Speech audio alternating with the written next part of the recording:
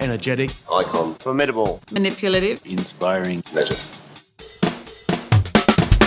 I first heard about Marco probably in the mid-'80s when he was becoming famous, obviously, for Harvey's. Training as a young chef in London.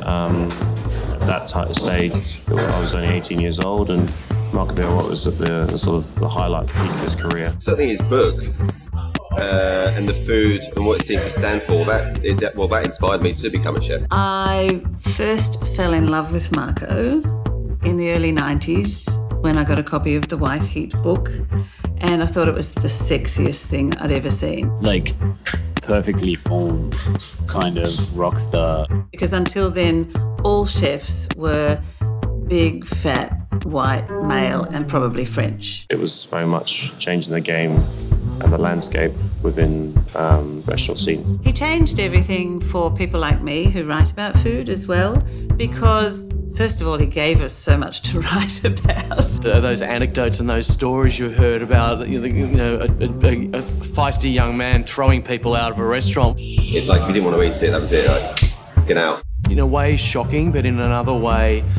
incredibly, I suppose, uplifting to think that somebody has so much courage in the conviction of what they are doing. It was fun and it was new and it was fresh, but it was very based on classic cooking as well, so you could trust him. I think, Marco's dishes have been inspiring, like beautifully put together and crafted. I mean, the very famous oysters and caviar. The poached oysters with the tagliatelle and... Like tagliatelle oysters was the stuff of legends. You look up sex and there's Marco's oysters. I think it was Georgia Play said to me... One night at Harvey's, he dumped the food went back to the kitchen door. But in walking out of the kitchen, her and Terry are sitting there, and he threw his apron on her and said something like, "Here, you'll be the only woman in Australia with Marco's pinny."